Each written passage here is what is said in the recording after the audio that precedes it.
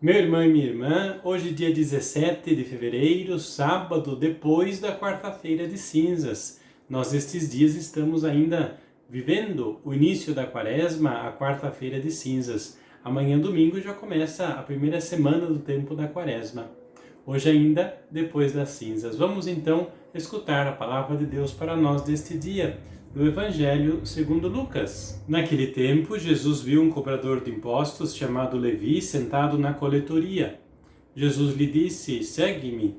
Levi deixou tudo, levantou-se e o seguiu. Depois, Levi preparou em casa um grande banquete para Jesus. Estava aí grande número de cobradores de impostos e outras pessoas sentadas à mesa com ele. Os fariseus e os seus mestres da lei murmuravam e diziam aos discípulos de Jesus: "Por que vós comeis e bebeis com os cobradores de impostos e com os pecadores?" Jesus respondeu: "Os que são sadios não precisam de médico, mas sim os que estão doentes. Eu não vim chamar os justos, mas sim os pecadores para a conversão." Palavra da salvação, glória a vós, Senhor. Nós vemos logo no início da quaresma a liturgia da palavra que nos apresenta a chamada de Mateus. Isso deve ser para nós uma mensagem clara. Quaresma é tempo de conversão, é tempo de escutar Jesus que passa e nos diz: "Segue-me, deixe a sua vida, mude, e eu que me decido por Jesus. Me levanto, saio daquelas coisas que eu estou habituado, ao meu pecado habitual, e sigo na direção de Jesus." É tempo de conversão. Ninguém deve se sentir, por exemplo, excluído ou pensar que eu não tenho solução, não tenho salvação. Porque se até o pecado de Mateus foi perdoado por Jesus, quanto mais os nossos pecados de Mateus eram graves, era pecador público. Nós muitas vezes, as pessoas não têm noção dos pecados que nós cometemos. Por isso, todos temos salvação. E Jesus a cada um de nós diz: "Segue-me, deixe a vida passada e vamos numa outra direção." Jesus ainda afirma que os sadios e os justos, ele não se preocupa porque esses já encontraram o caminho. A sua grande preocupação são com os doentes e os pecadores. O que então que essa palavra pode dizer para nós neste dia?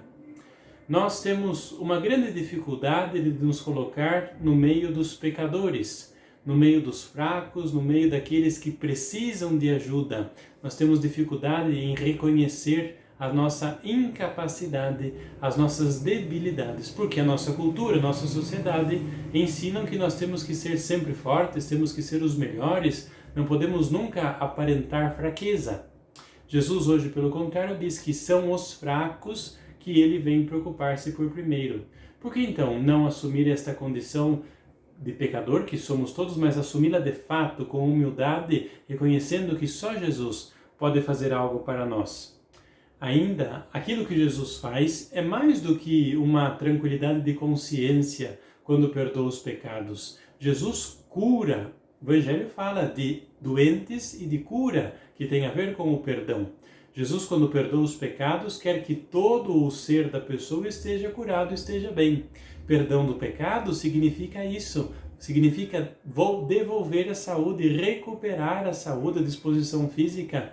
Pecado e indisposição física estão intimamente ligados. E por último, ser pecador não significa estar desobrigado de anunciar o Evangelho. Muito pelo contrário. Quanto mais peco, quanto mais me sinto e me coloco distante de Jesus pelos meus pecados, mais deveria anunciar o Evangelho, ou seja, mais deveria preencher os meus lábios, a minha vida, o meu coração com a palavra de Deus. Estar pecador quer dizer me aproximar mais ainda do Evangelho e fazer um esforço cada vez maior para anunciá-lo, para testemunhar a palavra de Deus na minha vida.